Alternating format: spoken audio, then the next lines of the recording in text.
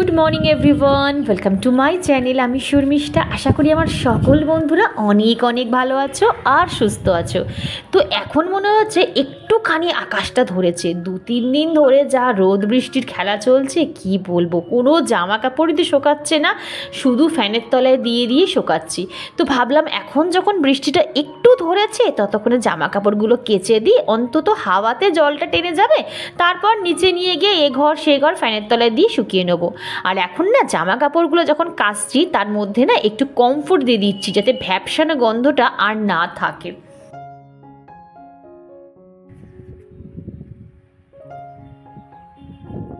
হাওয়াতে আমার গাছগুলো কেমন দোলা খাচ্ছে দেখো। আর এই অ্যালামুন্ডা কালারটা আমার এত ভালো লাগে যে কি বলবো। আর এই দেখো ডবল প্লেটেড মাধবীলতা কত হয়েছে, সত্যি কথা এই ছোট্ট টবে এত মাধবীলতা হয়েছে এবার আমার পুরো মন প্রাণ জুড়িয়ে যাচ্ছে। এই মাধবীলতাগুলো না ম্যাক্সিমাম কিন্তু মাটিতেই হয়, ঠিক আছে। আমি এটা শুধুমাত্র টবে বসেছি, তাতেই দেখো কত ফুল পেয়েছি।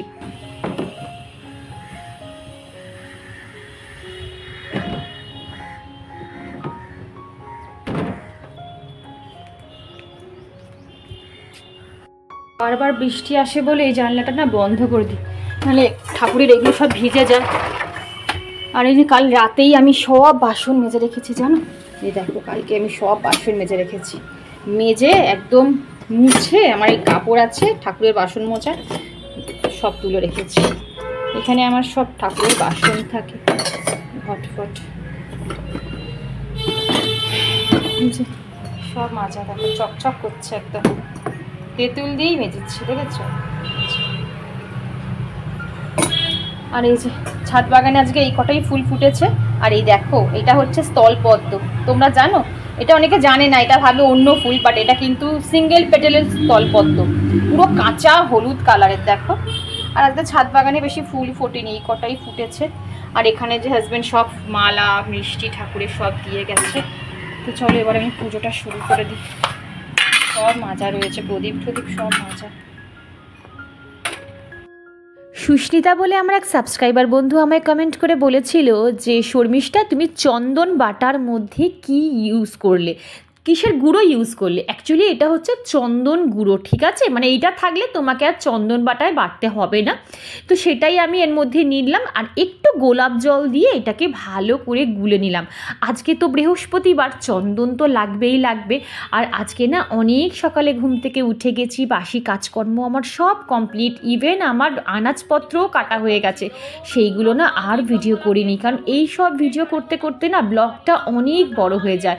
যখন স্পেশাল কিছু দেখানোর থাকে তখন আর আমি না আমার এই ঘরের কাজকর্মগুলো আমি একটু স্কিপ করে যাই।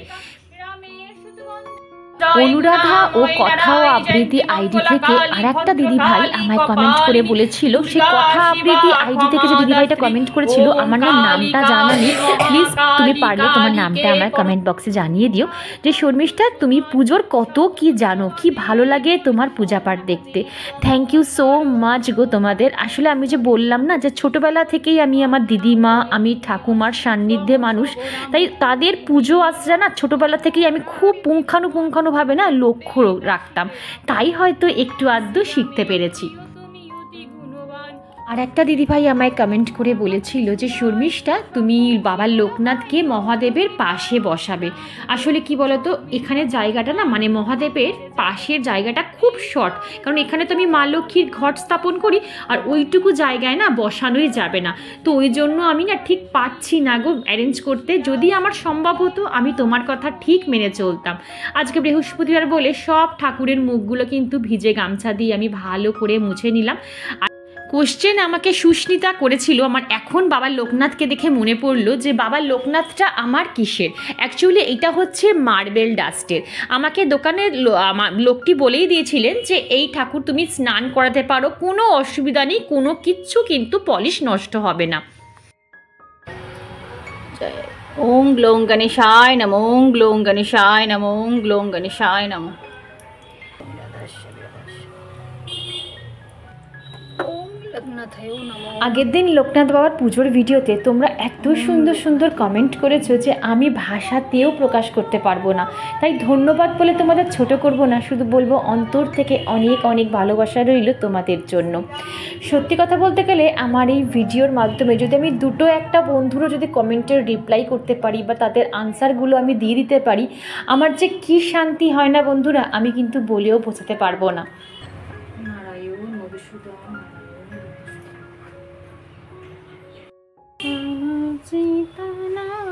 চৈতন্য করে রে মা চৈতন্যময়।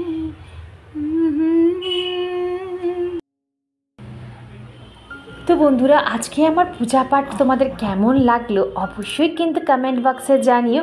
আমি চেষ্টা করব নেক্সট ব্লগে তোমাদের কমেন্টগুলো পড়ার। আর এদিকে দেখো, আমার কিন্তু ঠাকুরের প্রত্যেকটা জিনিসই না আমি বেশি করে স্টোর করে রেখে দিই, যাতে প্রত্যেক বৃহস্পতিবার করে হাজব্যান্ডকে বাজার থেকে কিনে আনতে না হয়, বা পুজো আচরা হয়ে হঠাৎ করে কোনো পুজো করতে গেলে আমার অসুবিধা না পড়তে হয়। যেমন ধান বলো, কড়ি বলো, হর্তুকি বলো, এইগুলো না সবসময় আমি বেশি করে এনে এই বাক্স করে সুন্দর করে গুছিয়ে কিন্তু অর্গানাইজ করে রেখে দিই।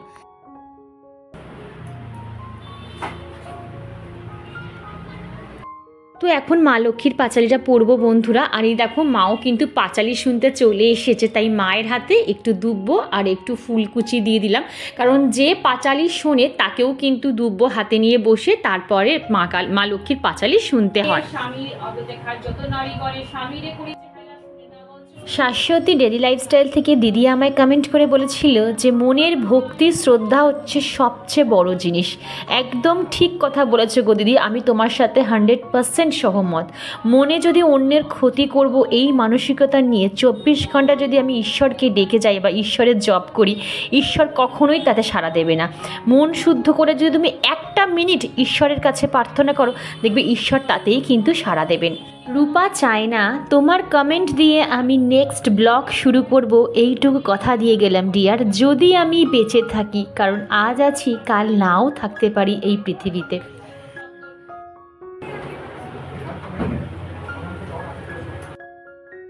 জানো তো বন্ধুরা, আজ একটা খুব সুন্দর মুহূর্ত তোমাদের সাথে শেয়ার করব।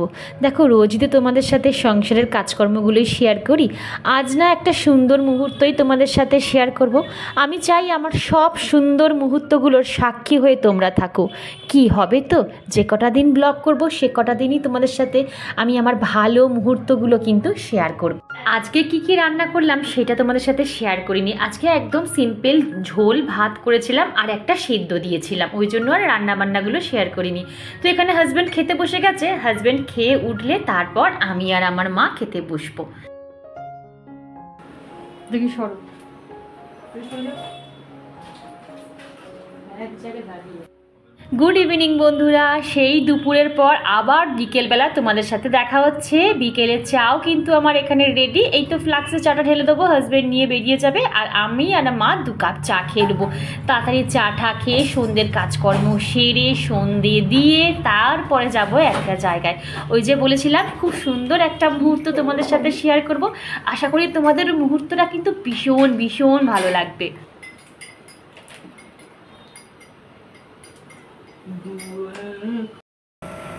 টাটা। রেইনকোট ব্যাগে আছে, হ্যাঁ, জলের বোতল ব্যাগে আছে, জুতোটা ছেড়ে দিবি। বন্ধুরা, এখন ঘড়িতে বাজে প্রায় 7টা, হ্যাঁ 7:15 বাজে। আর আমি একটু বেরোচ্ছি, কোথায় যাচ্ছি তোমাদের বলছিলাম, ফ্যানটাকে অফ করে। তো যাচ্ছি হচ্ছে আমার ভাইয়ের ছেলে হয়েছে, মানে আমার ভাইয়ের বইয়ের ছেলে হয়েছে, ভাইয়ের বলছি কি ভাইয়ের বইয়ের ছেলে হয়েছে। তো পিসি হয়েছি, ঠিক আছে।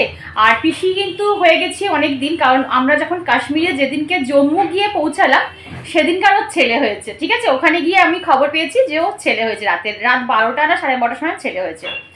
তো যাই হোক, তারপরে এসেছি বাড়িতে। এসে তো মেয়ের শরীরটা নিয়ে একটু প্রবলেমে ছিলাম, নিজেদেরও শরীর খারাপ হয়ে গেছিলো, এই নিয়ে না আর যাওয়া হয়নি। তো ভাবলাম না আজকে যাই, নাহলে আর যাওয়া হবে না। আর মেয়ে পড়তে গেছে, ও জাস্ট নাও 7টায় পড়া, ও বেরিয়ে গেছে, ওর আস্তে আস্তে 10টা 10:30 বাজবে। তো ততক্ষণে কি বলতো আমরা ঘুরে চলেও আসতে পারবো। তো এই জন্যই যাওয়া, আর কিছুই না। তো চলো যেটুকু পারবো তোমাদের সাথে শেয়ার করবো। বুঝতেই পারছো ছোট্ট বাচ্চার সামনে ভিডিও করা ঠিকও না, তো ওই জন্য হয়তো যেটুকু পারবো সেইটুকু শেয়ার করবো, কারণ আমার সব কিছু ভালো মুহূর্তগুলো আমি চেষ্টা করি তোমাদের সাথে শেয়ার করতে আর ক্যামেরা বন্দি করে রাখতে, যাতে আমি ভবিষ্যতে বসে বসে দেখতে পারি এই দিনগুলো। তো চলো, দেখেছো পুরো ঘেমে স্নান হয়ে গেছে, আর একদম কটন কুর্তি পরে, দেখো হোয়াইট কালারের একদম কটন কুর্তি পরেছি। গরমকালে না সাদা জিনিস পরলে একটা সুদিং লাগে, আর কিছুই না। আর বেশি কালারফুল জিনিস পরলে না কেমন যেন ভেতর থেকে একটা গরম লাগে, দেখবে তোমরা। তো চলো, ঘেমে নিয়ে স্নান হয়ে গেছি, কিচ্ছু মাখিনি বন্ধুরা, পুরো মুখে শুধু একটু ঠান্ডা টোনার অ্যাপ্লাই করছি, তাতেই ঘেমে বেরিয়ে গেছি। আর একটু হালকা করে লিপস্টিক মেখেছি। চলো তোমাদের সাথে পরে কথা বলছি, অনেক দেরি হয়ে গেছে না, তো হেঁটে যাবো হয়তো। চলো মা, চলো মা। আরে কটা বাজে, মাম্পা চলে আসবে, ওটা বন্ধ কর, সব খোলা আছে। জানলা ফাল্লা দিয়ে যাচ্ছি, কেন বৃষ্টি হলে তো পুরো সব কিছু ভেসে যাবে। চলো এটার মধ্যে ঢোকা, হ্যাঁ না, চলো অনেক 7:30 বাজে মা, চলো চলো চলো চলো।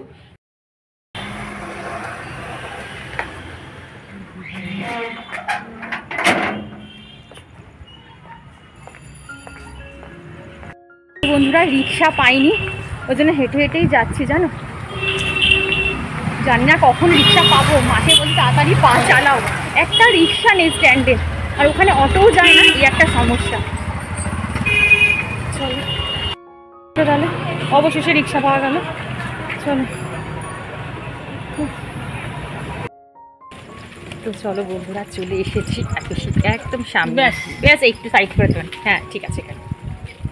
চলো কি, হ্যাঁ তুমি বার করো চলো চলো, চলে এসেছি। বেশিক্ষণের রাস্তা না, 10 মিনিটের রাস্তা, মা হাঁটতে পারছেন না ওই জন্য, নাহলে আমি একা আসলে হেঁটেই চলে আসতে পারতাম।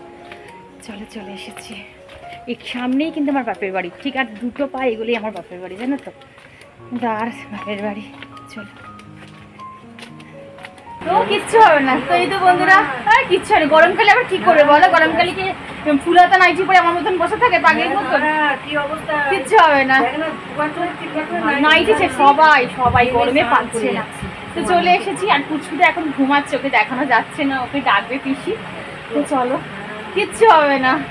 তো তোমরা তো দেখেইছো, আমি একবার এসেছিলাম আমার ভাইয়ের বউয়ের শাদি, তো এসেছিলাম, তোমরা তখন দেখিয়েছিলাম। তো এই আবার তারপর আর এসেছিলাম বেশি, তারপর আর আসা হয়নি, এই এখন এলাম। কমাস পর এলাম বলো, প্রায় 2 মাস কি 3 মাস, হ্যাঁ ওই 3 মাস পর আবার এলাম। চলো, টিপটা পরে ভাবলাম ভুলে গেছি, তুমি ডাক, হ্যাঁ টিপ পরে ভাবলাম না থাক, ভুলে গেছি, যা গরম। তো এই তো আমাদের পুচকুসোনা এখন কিন্তু ঘুমাচ্ছে ওর মায়ের কোলে, দেখেছো কি সুন্দর। কিন্তু এখন তো 6 মাস হয়নি, মুখ দেখানোটা ঠিক না, তো এই জন্য আমি মুখ নিজেই বলছি একদম দেখাতে না, এগুলো একটু মানা উচিত। বল তাহলে কেমন তোর এক্সপিরিয়েন্সটা, বল কেমন হলো প্রথম মা হয়ে এক্সপিরিয়েন্সটা বল। সে আর বলতে, কেমন কি বলবো, মানে যাদের সাথে এই জিনিসটা হয় তারা তো জানবেই ভালো। এবার দেখো, ও তার মধ্যে ম্যান টু ম্যান ভ্যারি করে যে কার কিরকম কষ্ট সহ্য করার ক্ষমতা আছে। হ্যাঁ, কিন্তু আমি বলবো আমার সাথে যেটা হয়েছে, আমি তো মানে একদম মানে ওখানেই শেষ হয়ে যাচ্ছিল, এত কষ্ট আমি নিতে পারছিলাম না। মানে আমাকে তো ফার্স্টে ওরা ট্রাই করেছে, যেহেতু আমি এখান থেকে আমার চেক আপে গেছিলাম, পেয়ে গেছি ঘর থেকে, আমি কি করবো, সেদিকে তো ডেটও ছিল না, বলেছিল এই রিপোর্টগুলো করে নিয়ে এসে দেখা করি তোমার। তারপর ওরা চেষ্টা করতে করতে কি হলো, আমার ওয়াটার ব্রেক করলো, জল ভেঙে গেল। তখন ওরা বললো যে মা তোমাকে এবার আমরা ওটিতে নিয়ে যাবো, কারণ তোমার যে শরীরের কন্ডিশন দেখছি এখন, এর ফলে অনেক রকম সমস্যা আসতে পারে বেশি দেরি করলে। তখন ওরা ওটিতে নিয়ে গেল, তখন আমি কানে শুনতে পাচ্ছি ওরা বলছে ওটিতে নিয়ে যাবে। ভালো থাকিস, খুব ভালো থাকিস। এইবার হচ্ছে সব বলে দিচ্ছে কি কি করতে হবে না করতে হবে, এখন সব মানে দিদা ঠাকুমারা সব বসে এখন আলাপ আলোচনা হচ্ছে কি করা হবে না হবে। আর ও এখন ঘুমিয়ে কাদা পুরো মায়ের কোলে, আমি ধরিনি কারণ আমি বাইরে থেকে এসেছি তো, হচ্ছে রাত্রিবেলা যাবে। রেখে দিই, সবাই টাটা করো, হাই টাটা টাটা। কি চাও বাবা, দাদু এটা হচ্ছে দাদু, চলো টাটা। হয়ে গেছে, অনেকটা রাত হয়ে গেছে, টাটা। যাবে, হ্যাঁ আসবো, বেশি আসতে হবে না, বেশি আসতে হবে না, চলো চলো, অনেকটা রাত হয়ে গেছে, প্রায় 9টা বাজে। হ্যাঁ সব নতুন করেছে, হ্যাঁ আসবো একদম আসবো সেই মাপার পড়া থাকে বলে কোথাও বেরোতে পারি না। আসবো না গো পিসি, আসবো চিন্তা করে না। ভালো হাওয়া দিচ্ছে বাইরে, কিচ্ছু হবে না। সুন্দর হাওয়া দিচ্ছে দেখো গাছে, খুব ভালো হাওয়া দিচ্ছে। আর এখনো সেম রিক্সা পাইনি, হাঁটতে হচ্ছে। ভালো লাগছে তাই না মা? ভালো লাগছে, বেশ হাওয়া দিচ্ছে তো, গরমটা লাগছে না।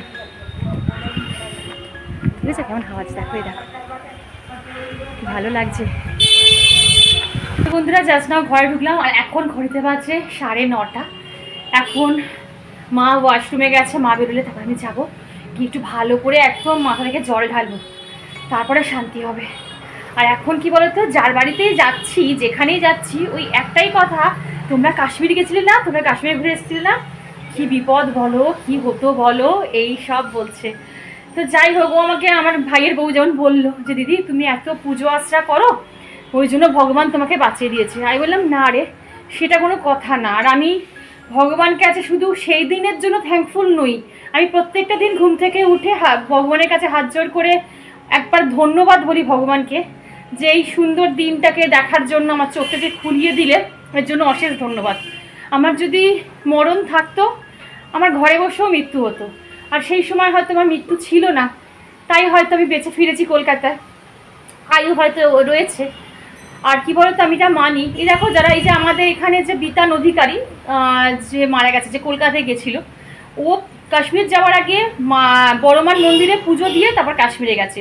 শুধু আমি তো পুজো করি না, অনেকে, প্রত্যেকটা মানুষই ঠাকুর দেবতা বিশ্বাসী, ম্যাক্সিমাম মানুষ, সবাই না, ম্যাক্সিমাম মানুষ দেবে কোথাও ঘুরতে গেলে পুজো দিয়ে তারপরে যায়, ঘুরতে যায়, যাতে কোনো বিপদ আপদ না থাকে।